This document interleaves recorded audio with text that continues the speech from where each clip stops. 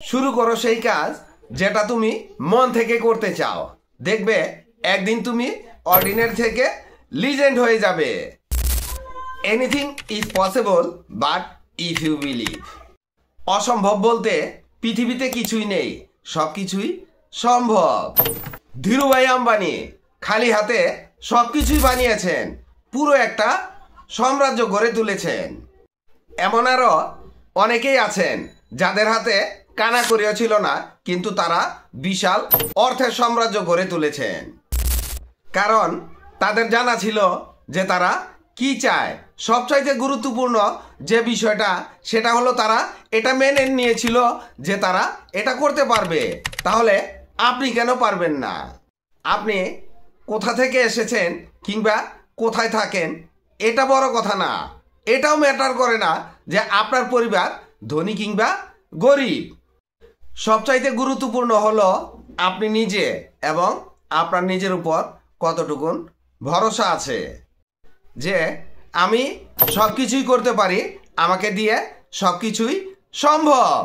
আমার কাছে কোনো পয়সা নেই, বিজনেস ব্যাকগ্রাউন্ড নেই ফ্যামিলি সাপোর্ট, এসব এক্সকিউজ মাত্র। আমাদের মনের লিমিটটা আমরাই তৈরি করেছি আমাদের মনে। যদি আপনি মেনে নেন যে আমি এই কাজটা করতে পারবো না, তাহলে দুনিয়ার যত বড় শক্তিশালী লোকই আসুক না কেন, যত বড় শক্তিশালী মোটিভেটর আসুক না কেন, আপনাকে দিয়ে সেই কাজ কখনোই করাতে পারবে না। আর যদি মেনে নেন যে anything is possible for me, তাহলে মন থেকে আপনার সমস্ত ভয় চলে যাবে আর দুনিয়ার সমস্ত কাজ করা আপনার পক্ষেই সম্ভব। পৃথিবীর সবচাইতে সাকসেসফুল ব্যক্তি সে যে টোটালি ফেয়ারলেস হয় আর সে সব কিছুই নিজের মতো করে চেষ্টা করে।